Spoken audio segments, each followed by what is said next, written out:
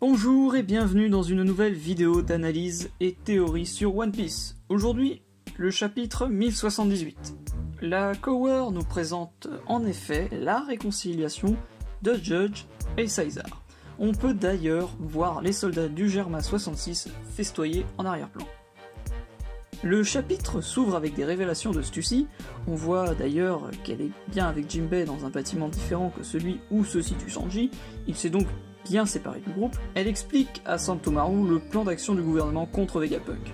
Il savait que ce dernier menait des recherches sur le siècle oublié et ont envoyé des agents du Cypher Pole. Il faut noter que le Buster Call qui se prépare est bien plus puissant que celui d'Ohara, puisque ce dernier n'avait pas la possibilité de riposter. C'est après quoi Sentomaru insiste beaucoup sur les habitants de l'île et les invite à partir au plus vite possible pendant qu'il en est encore temps. On peut imaginer plusieurs bateaux que l'île possède.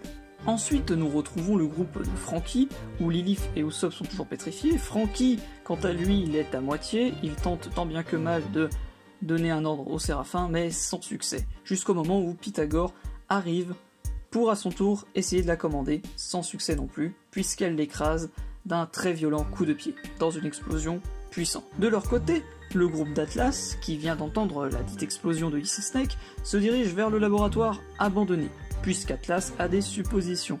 De plus, elle admet que les Séraphins ne devraient pas agir ainsi. Il est donc probable que nous ayons affaire à un combat entre le mystérieux personnage sur lequel nous allons revenir, ainsi que Atlas, Nico Robin et Chopper, pour libérer le dock originel. Toujours en 1v1 avec Is Shark, Sanji protège ses camarades et Edison. Il semble n'avoir pas énormément de mal à se défendre, expliqué par son lien avec le Germa et sa motivation, Nami. Le capitaine au chapeau de paille et ses alliés sont en difficulté face aux Séraphins. C'est alors que Hawk semble avoir disparu. Kaku, toujours surnommé Usopp par Luffy, et Zoro partent à sa recherche. Lucci et Luffy sont donc seuls face à Beer.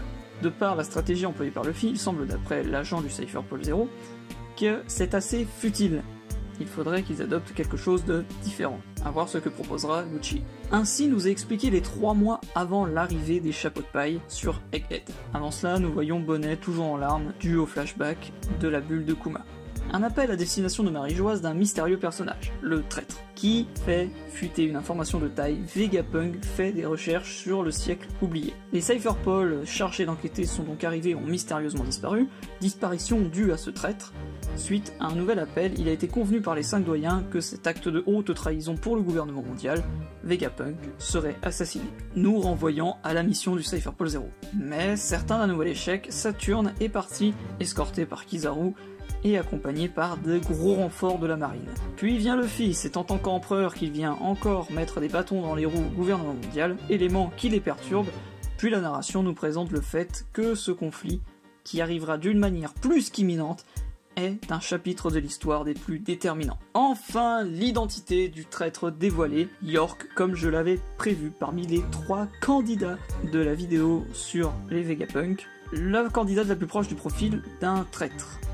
Ces raisons viennent de son désir de devenir un dragon céleste, en raccord avec son envie que cette caractérisation égoïste, sur son point de vue qu'un seul Vegapunk devrait vivre. On voit donc la connexion qu'ont les docks et le fait qu'ils sont bel et bien des parties littérales de Vegapunk. Maintenant, j'aimerais spéculer à propos de Saturne. Il y a déjà eu sur l'île 2 traîtres, York et Stussy. Vous voyez probablement là où je veux en venir.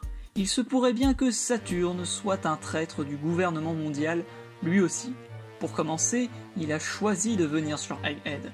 Aucun doyen n'est jusqu'alors, à notre connaissance, sorti. Et le fait qu'il vienne vient probablement du contrôle qu'il peut exercer sur les Séraphins.